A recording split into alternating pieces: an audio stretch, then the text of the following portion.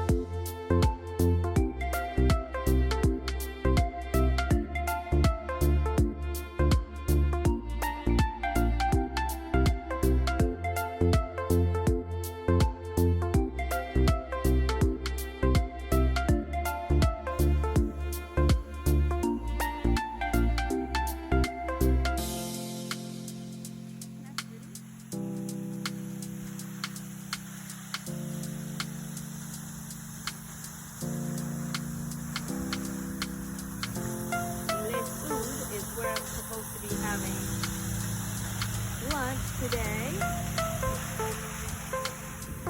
with a friend.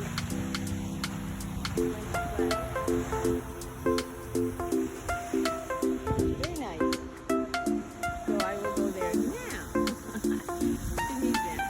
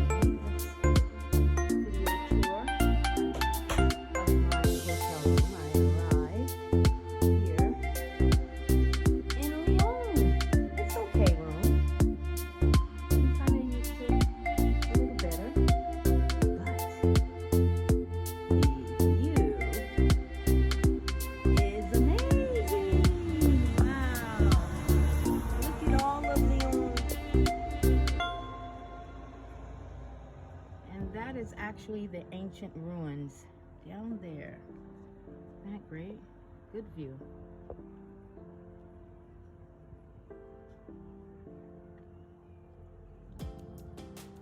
Not a very clear day, but get the gist of it. Beautiful neighborhood.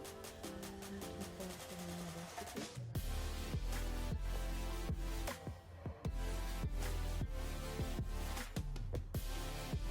To go see the city.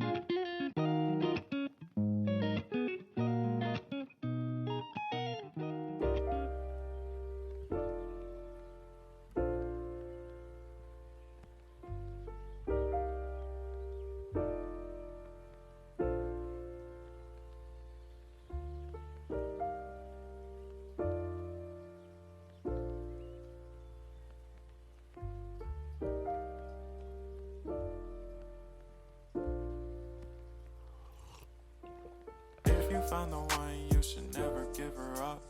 I think it's the way life changes when in love, yeah. I surround my soul with the positivity. That's why I don't worry about the things that I don't see, yeah. These days I don't worry about much. I think we should have some more fun. I still dream about the days when we were young. I'll take a hit and still finish in one, yeah, yeah. Oh, oh, oh, oh. Memory lane, isn't that too far away from our hearts, yeah, yeah. The ones we keep close, we should never let go. So tell me who you love, baby. 5 tips if you're interested in moving abroad. Number 1, do extensive research. Research the country or countries you're interested in moving to. Google and YouTube is your friend. Number 2, don't follow all the other expats to these countries that they deem wonderful, because they may be wonderful for them, but not so much for you. I suggest go there for a week or 2 and find out for yourself. Number 3, pack your patience. Make sure you're patient, because after all, you're moving to another country, new culture, new language perhaps, so have patience. Number 4, have a list of deal breakers, pros and cons, things that you can and cannot deal with. This will help you in the process. And number 5, don't let anyone talk you out of going if this is something you research and you want.